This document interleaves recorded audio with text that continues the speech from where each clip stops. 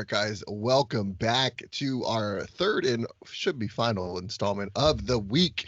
We have UFC 252, Miocic versus Cormier 3, the trilogy. We've talked so much about fights over the past couple of weeks, but we really haven't had time to dig deep into all the great trilogies that we have had in the UFC. You know, there's Hughes versus BJ, there's Hughes versus GSP, there's GSV versus, multiple people. But when you have a great rivalry and a trilogy at the same time, that is that's a very special thing that's come about.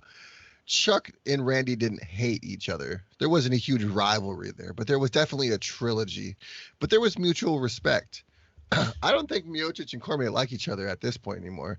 I think they're getting really sick and tired of each other, and I think the third fight might be the best of them all. When we look back on this rivalry, it's going to be in the same breath as Chuck and Tito. Stuff like that, where you have two guys who just hate each other. Dominic Cruz versus Uriah Faber. I really feel like DC and Cormier, when we look back on it, is going to be one of the best rivalries / trilogies that we've had the pleasure of watching. Some of these trilogies aren't always for the belt. Unfortunately, when Tito and Chuck first fought, there was no title on the line because Randy Couture was the champion at the time. When Uriah Faber and Dominic Cruz fought the very first time was in WFC, not the UFC.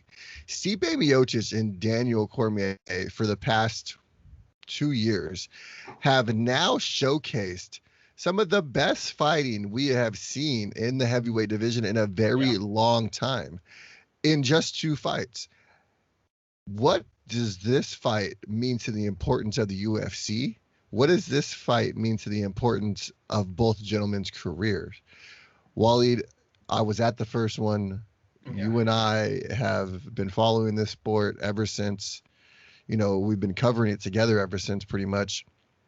What do you think is going to happen on Saturday night?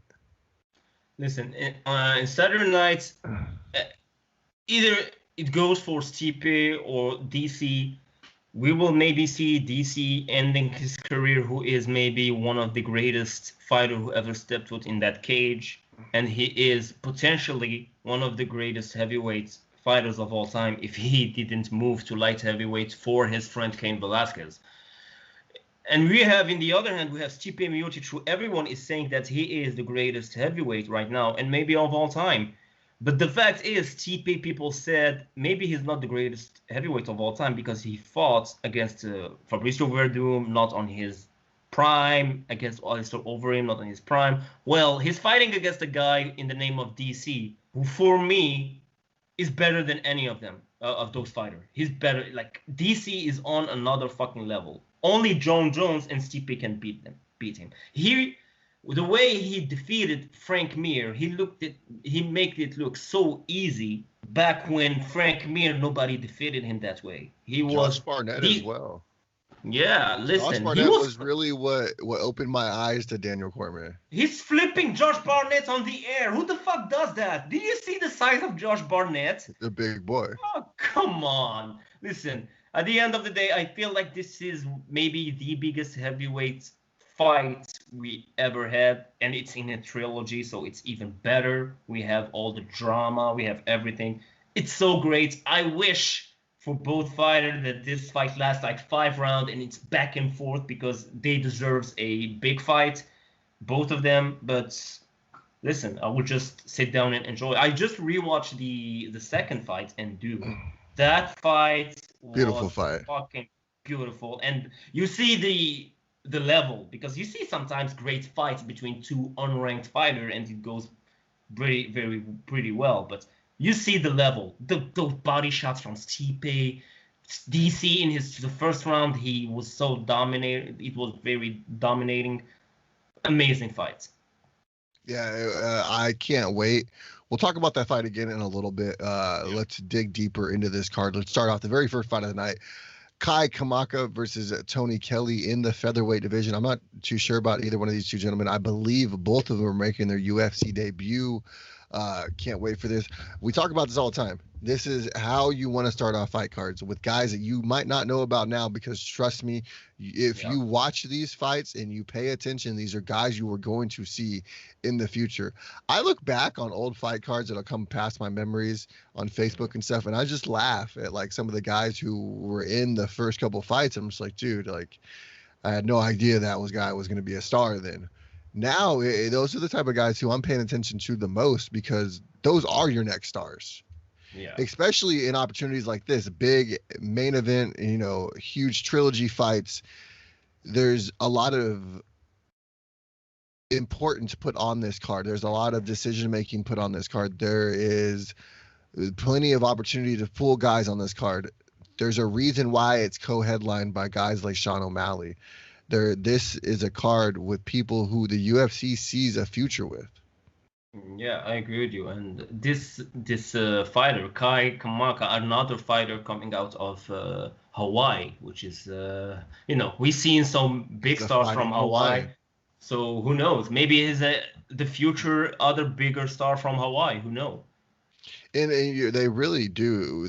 We have had some great stars out of Hawaii in the featherweight division as well. Obviously, Max Holloway controlled that division for years. Maybe we have the next Max Holloway here in Kai. Who knows? Chris Dakusin is taking on Parker Porter in the heavyweight division. Y'all listen to Waleed, man. He knows what he's talking about. He just wants to see heavyweights bang in the very first fight, and that's it. So you couldn't get him the first fight. We'll take the second one. Yeah. Parker Porter 10-5. Chris is 8-3.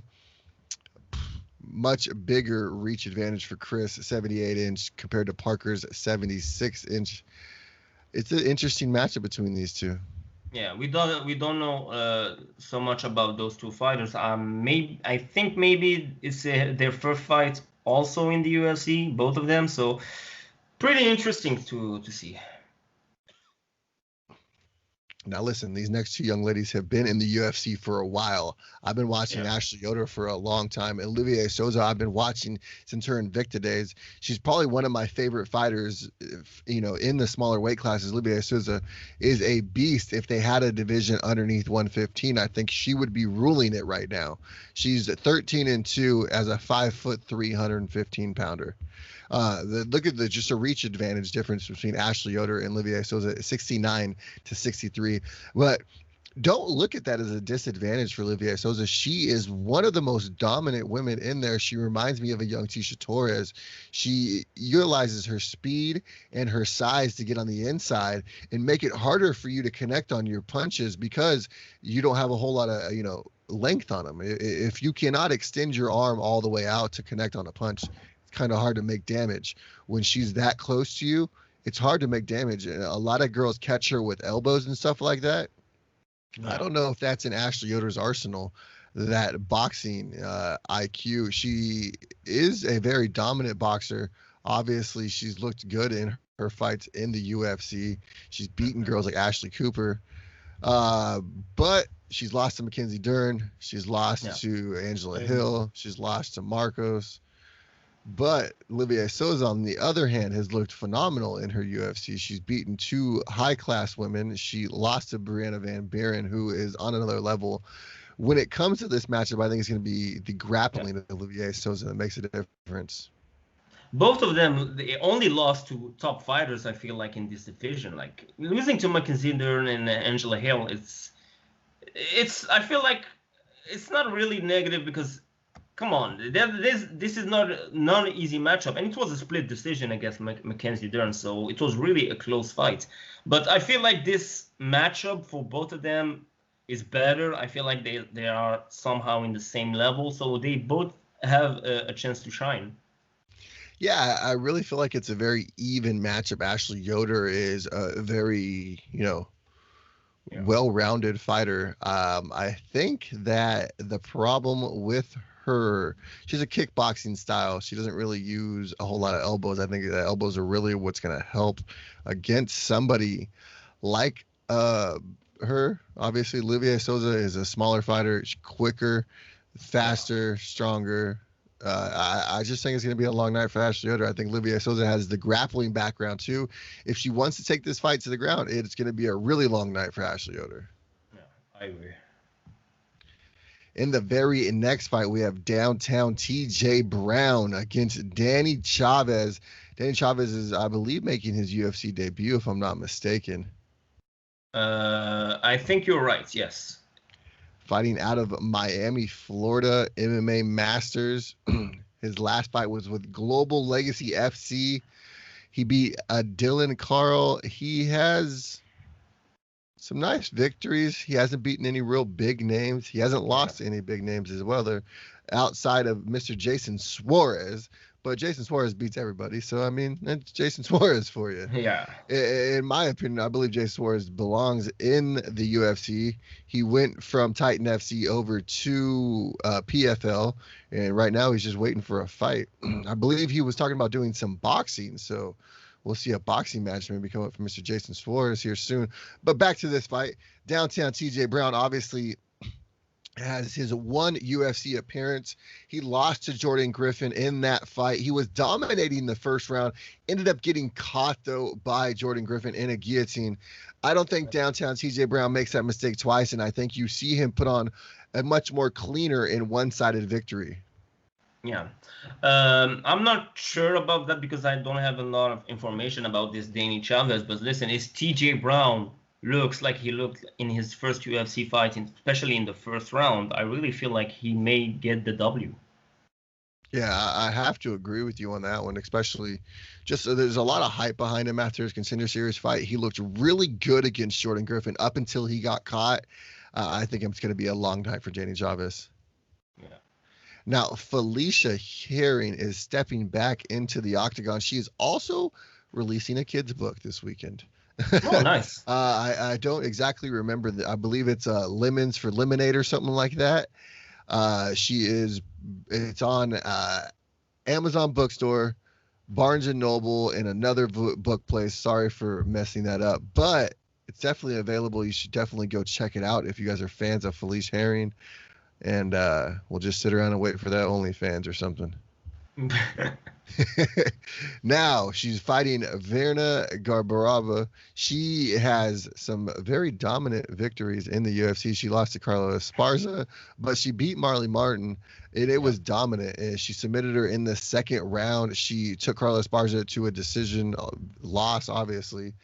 Yeah. But on the other hand, Felicia Spencer has beaten the likes of Justine Kish, Courtney Casey, Alexa Grassa. She's lost to Michelle Watterson, though, and Caitlin Kokavich, sorry. Karolina Kovacevic. Yeah, I don't know. I'm way out of the place. No, it's Karolina. It's Karolina. I know. One of those girls. Yeah. No, Karolina, come on. Karolina is Listen, ever since she lost to Jan, I don't know who the hell she is, okay? It was a great performance, if you remember, Carolina. It was the fight where she actually took Felicia to the ground and she showed some good grappling that we never saw again. That's the problem. We've never seen it again. But let's go back to Felicia Herrig. She is in a fight losing streak.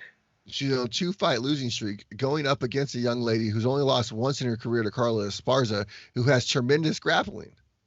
We're talking about a Brazilian Jiu-Jitsu black belt. In Verna, do you really think, 4 takedowns within 15 minutes is what she averages. Her takedown accuracy is 46%. Now, Felicia Spencer's takedown defense is 79. Felicia Herring, one of those girls. Felicia Spencer. Oh, come on. No, I'm just talking shit. Felicia Herring, obviously one of the better takedown artists, but I don't think she's going to be able to last. Listen. If a girl is landing 4 takedowns within 15 minutes, she's going to get one on you. If she gets one on you, she's probably going to submit you. Yeah, both of them have a lot of experience, which is something that you don't see quite in those females division. Felicia Herrig have over 20 fights, which is impressive, And Verna, she has 16 fights, so there's a lot of experience. I'm high on Verna. I know I'm talking a lot of shit about Felicia Herring. I'm just talking shit. I love Felicia Herring. I think she is a very dominant fighter. I just don't think she's going to beat Verna this weekend. I think Verna could really be the future of this 115-pound division. I know I say that about a lot of 115-pounders, but there's 3 or 4 women out there who look dominant and who have looked very good doing so. I'm not sure if it will be easy to take Felicia Herrick down. I feel like she had a lot of experience, and it will not be a walk in the park for Verna. Listen, she's got very good wrestling. I'm just saying, if she does get taken down, it will be. Yeah, I agree with you. The BJJ is on a completely different level. Yeah. Jim Miller is taking on from hell Vince Pichel. Man, these two are just fun fights waiting to happen. These two never have boring performances. They always go at it. Jim Miller obviously has been in the UFC for so long. You don't stay in the UFC that long without having great fights. Vince Pichel, unfortunately, due to injury, we haven't seen a whole lot of him.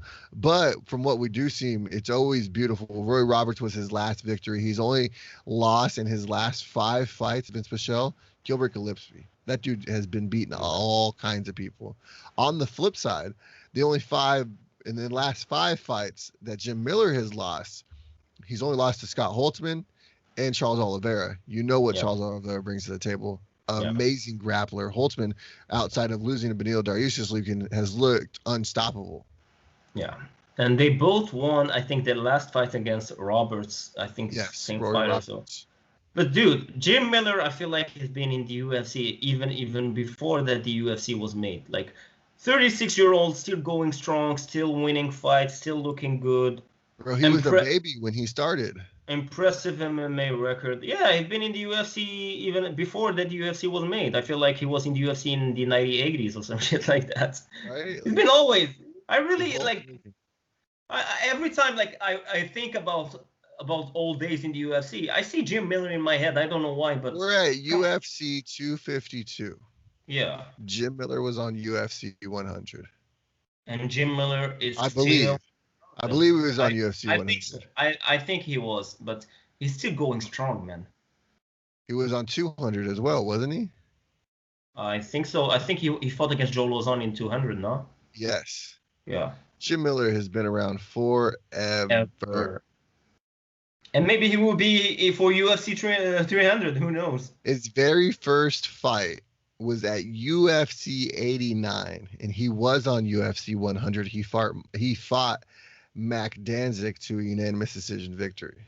Oh my God! So we're talking about a guy who's been here forever. He holds a victory over Charles Oliveira. Yeah, he's impressive. He's almost made it to the belt multiple times, except for he just gets knocked off right when he gets to the top. Yeah. He ran into Benson Henderson the first time, and he ran into Nate Diaz the second time. And ever since then, he's been win-loss. Yeah, but he is the type of fighter that you will always enjoy watching him fight. Like super exciting, bro. Super exciting. Can't wait for this fight. Vince Pichel as well. He was on the live season of The Ultimate Fighter. We've interviewed him on the show before. I'm excited to see what he brings to the table. He has been out for a while. He hurt his back, I believe it was, and then his shoulder. One right after the other. And he was supposed to come back. Then he re-injured himself. And so here's his first fight back since he fought Roberts, and that was almost a year and a half ago. And that's when we interviewed him. Can't wait to see him again, and can't wait to see him perform this Saturday. Yeah, me too. Now let's go to the main card, brother. Now, I'm excited about this matchup right here. Okay, and I'm really excited about Merab Dvalishvili. He is, like his nickname says, the machine. The dude pushes an astonishing pace. I don't know anybody who's got these type of so 8.67 takedowns is what he averages was inside 15 minutes. That's fucking insane. 8 takedowns within 15 minutes. Only losing to Simone, beating guys like Casey Kinney. I mean, come on, man. Merab is getting a huge step up here with John Dodson when it comes to notoriety because John Dodson's a name. Listen, John Dodson is also still going strong and still winning fights. You know, the flashy. Since he lost that haircut, that Doink the Clown haircut, I feel like he regained some What the confidence fuck at his was ring. going on with his hair, bro? What was that shit?